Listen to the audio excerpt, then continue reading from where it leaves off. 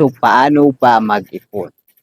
Or naghahanap ka ng ating books, ang ating May Ipon Diary by Sir Chinkitan, a simple to use savings diary to achieve your financial goals by Chinkitan po yan.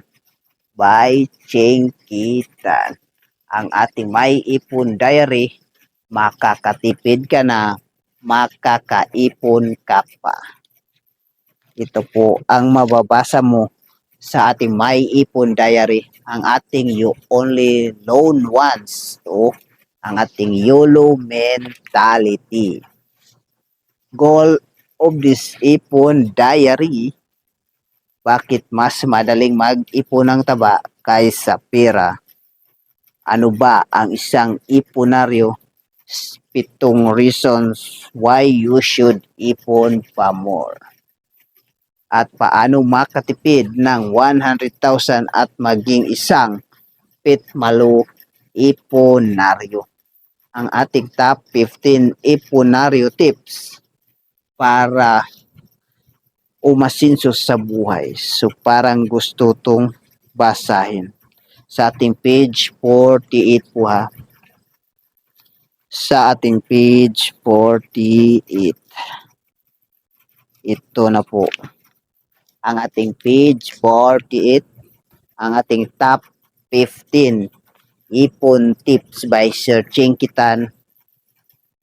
Tandaan po natin ang May Ipon Diary Tips acronym.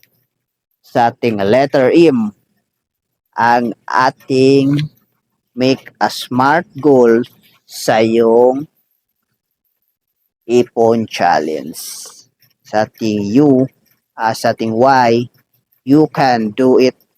Sa ating Y ay i-monitor ang iyong income at expenses.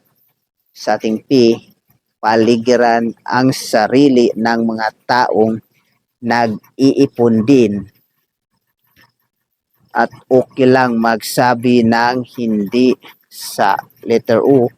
At sa ating letter N, needs over wants. Ano po ba ang ibig sabihin ng needs over wants? Pangangailangan or kagustuhan. At sa ating letter D, don't impress other people. Sa ating I, iwasan ang luho at bisyo. Always pay your bills on time. Sa ating letter E, at rumakit at maghanap ng extra source of income. Yayain ang pamilya na mag-ipon din at tigil-tigilan ang katakawan. Invest on things and activities that will make you financially literate. At P, pananalig sa Diyos.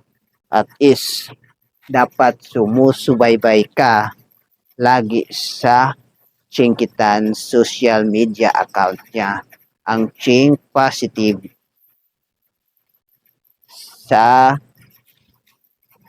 at sa kanyang YouTube channel.